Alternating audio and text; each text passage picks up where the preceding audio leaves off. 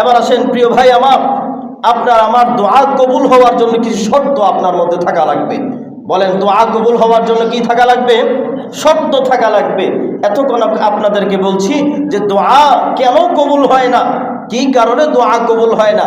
এখন আপনাদেরকে বলবো যে শর্তগুলো আপনার মধ্যে আমার মধ্যে যদি পাওয়া যায়, ইনশাআল্লাহ সুম্মা ইনশাআল্লাহ আপনার দোয়া আমার দোয়া আল্লাহ তাআলা কবুল করবেন ইনশাআল্লাহ। এক নাম্বার হলো, আল্লাহ নবী পয়গম্বর নবী জানায় দেয়, তাওহীদের একনিষ্ঠতা, নিজের তাওহীদের একনিষ্ঠতা আপনার মধ্যে থাকা লাগবে। আল্লাহ একমাত্র আল্লাহর জন্য, সকল ইবাদত বন্দেগী শুধুমাত্র কেবলমাত্র আল্লাহর জন্য। এই মন মানসিকতা নিয়ে যখন আপনি জীবন জিন্দেগি কাটাইবেন, আল্লাহ বলেন এই জিন্দেগি যখন আপনার অন্তরে থাকবে, শরীরে চলনে বলনে থাকবে, তখন আপনার দোয়া আল্লাহ তাআলা কবুল করবেন ইনশাআল্লাহ।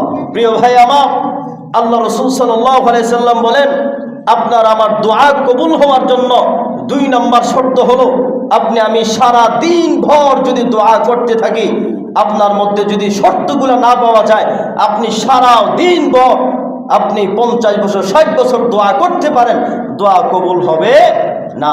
যদি মনে করেন মাঝে মাঝে দোয়া কবুল হয়ে যায়, আল্লাহ তাআলা ইহসান করে আপনার দোয়া কবুল করে। অতএব 2 নম্বর হলো, দোয়া কবুল করার শর্ত হলো, 2 নম্বর হচ্ছে হালাল উপার্জন থাকা লাগবে। কি থাকা লাগবে ভাই আমার? বলেন, কি উপার্জন? হালাল উপার্জন। আপনি যে পেটের মধ্যে ঢুকাইছেন, পেটের মধ্যে যে খাবার প্রবেশ করাইছেন, ওই খাবারটা সম্পূর্ণ হালাল হতে হবে। যে পানিটা আপনি পেটের মধ্যে প্রবেশ করাইছেন, ওই পানিটা, ওই খাবারটা হালাল হতে হবে। তখন আপনার দোয়া আল্লাহ তাআলা কবুল করবেন, নচেত আপনার দোয়া আল্লাহ তাআলা কবুল করবেন না। ভাই আমার, হালাল খাবার খাওয়া লাগবে, হালাল পানি আপনার প্রবেশ করতে হবে আমার শরীরের মধ্যে। নবী জানায় দেয়, লা ইয়াদখুলুল জান্নাতা জাসাদুন গুযিয়া বিল হারাম, যার মধ্যে হারাম ঢুকছে সে জাহান্নামী। যার মধ্যে হারাম ঢুকছে সে কি ভাই? জাহান্নামী। লা ইয়াদখুলুল জান্নাতা জাসাদুন গুযিয়া বিল হারাম, যার মধ্যে হারাম ঢুকছে সে জাহান্নামী। অতএব সাবধানতা অবলম্বন করতে হবে।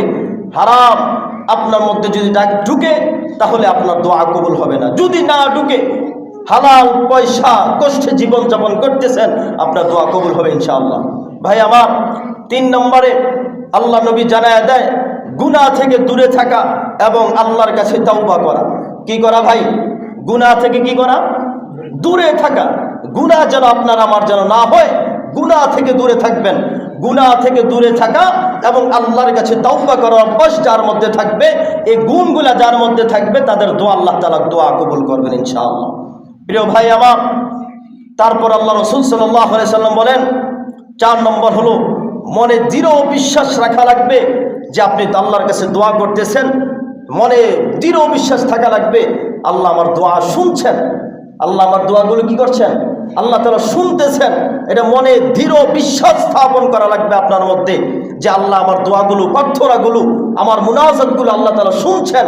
এই দৃঢ় বিশ্বাস আপনার মধ্যে থাকা লাগবে এবং কবুল করবেন, এই দৃঢ় বিশ্বাস আল্লাহর প্রতি থাকা লাগবে।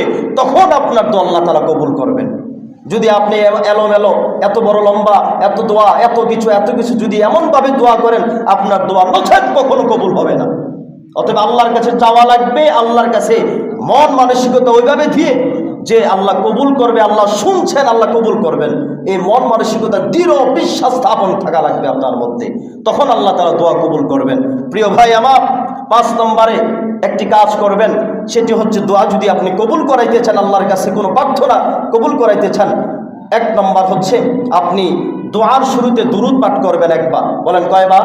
একবার। দুরুদ, যেই কোনো দুরুদ, আপনি দুরুদ ইব্রাহিম পড়তে পারেন, অথবা সাল্লাল্লাহু আলাইহি সাল্লাম পড়তে পারেন, অথবা সাল্লাল্লাহু আলা সাইয়্যিদিনা মুহাম্মদ আপনি একবার পড়তে পারেন, অথবা 3 বার পড়তে পারেন। দোয়ার শুরুতে দুরুদ পড়বেন, আপনি মাঝখানে আপনি আল্লাহর কাছে দোয়া প্রার্থনা করে, শেষে দুরুদ পাঠ করে তারপর মুনাজাত শেষ করবেন। এই দোয়াটা আল্লাহ তাআলা কবুল করবেন ইনশাআল্লাহ। তাহলে এই শর্ত আপনার মধ্যে থাকা লাগবে। প্রিয় ভাই আমার, 6 নম্বর হলো, আপনি যে আল্লাহর কাছে দোয়া করবেন, আপনি আল্লাহর কাছে বিনয়ী হতে হবে। কি হতে হবে ভাই? বিনয়ী হতে হবে। আপনি আল্লাহর কাছে দাঁড়ায়, আল্লাহ মাফ করে দেন, এই এসে মানে কোনো ধুরুপেন নাই, আপনি তাড়াহুড়া, আপনি মন মানসিকতা ধরে বিশ্বাস নেই, 1 মিনিটে দোয়া না। আল্লাহর কাছে দোয়া চাইতে হলে আপনি বিনয়ী হতে হবে আল্লাহর কাছে, এবং সময় নিয়ে আল্লাহর কাছে দোয়া করা লাগবে। বলেন, বিনয়ী হতে হবে আল্লাহর কাছে সময় নিয়ে চাওয়া লাগবে। কথা বুঝছেন? আল্লাহ তাআলা আমাদের সবাইকে বুঝার তৌফিক দান করেন, বলেন আমিন।